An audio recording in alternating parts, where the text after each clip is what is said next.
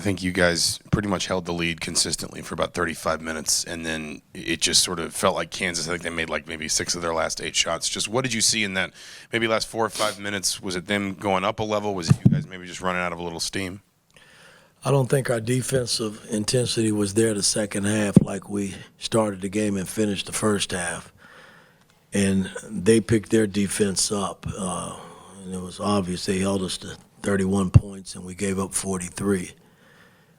But for the most part, I thought we played a solid game, but they made the plays coming down the stretch. The 2 threes that they made were huge. And then the 2 buckets Dickerson hit in the paint was kind of the difference in the game coming down the stretch. Mike, on your left and ready. Galloway kind of put you guys on his back for a little while there, career high. Just were you something you guys thought you could take advantage of with him? Something you planned differently with him, or was that just kind of an individual effort, him stepping up tonight? He had a good game, and it was good to see because he's had his ups and downs this season, but tonight he had a solid basketball game, and I just hope he can build on that. Grabbing your right to Mason. Yeah, Coach, your thoughts on Ware's performance overall, the points and the rebounds and his defense on Hunter Dickinson for a majority of the time that he was out there?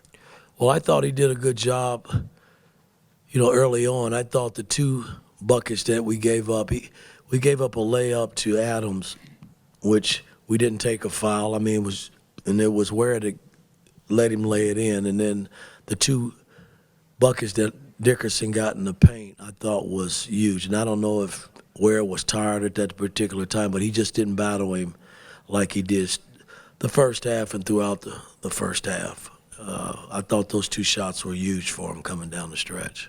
Mason right in front to Tom. Coach, you mentioned that Kansas picked up their defense in the second half. They held you guys to 33% from the field. What kind of adjustments did they make to slow you guys? Well, I mean, we had Malik and McKenzie both in foul trouble. After we built the lead, we stayed around 8, 9, 10 points in the second half early on, and those 2 guys picked up fouls, so you had to pull them and try to prolong the game. And I thought that was somewhat the difference, too. They were able to capitalize on that. Tom on your left and Rick, row 2. Mike, I know there are absolutely no moral victories in this program, but that's the number 2 ranked team in the country, and you took them nose to nose. How much can you benefit from that going forward with these guys, knowing that if they just played just a little bit better, that they're capable of competing at that level? Well, it's really the first game that we've had. We've been in a lot of close games, even the early games that we've had, and we didn't cave. And I thought tonight we didn't make the plays defensively that we needed to make in a game like this. But it's a game that we can definitely build on, especially after you come out of a game like the Auburn game.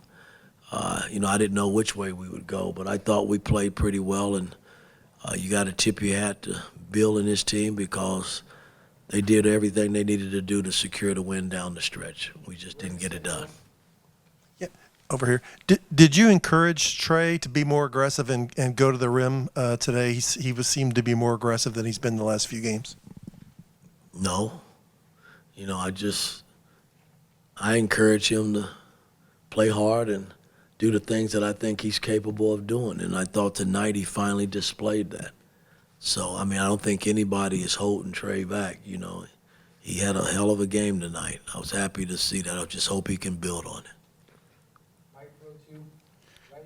Coach, Kansas wasn't a team that was forcing a lot of turnovers coming into this game. Did they do anything different against you guys that you didn't see on film? I thought fatigue set in. I played Cups and Gallo the whole second half, and I thought fatigue set in. Gallo had about 3 turnovers coming down the stretch and ended up with 5 turnovers, and that's normally not him, but, I thought the fatigue factor and the fact that we played him the minutes that we did kind of hurt us a little bit.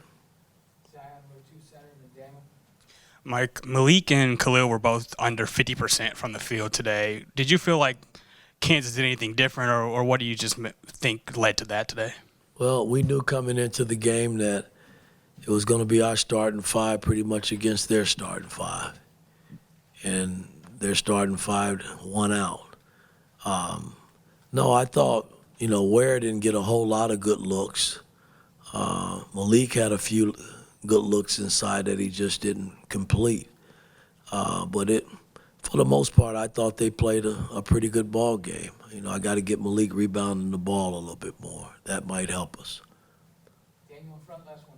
Yeah, you mentioned how kind of after Auburn you were unsure of how your team would respond. I guess what maybe happened throughout the week, or what did you see that kind of inspired confidence, not only for Saturday, but then maybe how things can play out there? Well, as a coach, I'm going to always have confidence in my team. We just had to go back to work, and we put a good week of work in, and we kind of put the Auburn game behind us because nobody wants to sit through that. As a coach and as a player, you don't want to go through that. But we did, and I thought we rebounded tonight, but again, we didn't win. And so we got to go back to work tomorrow and get ready for our next two games.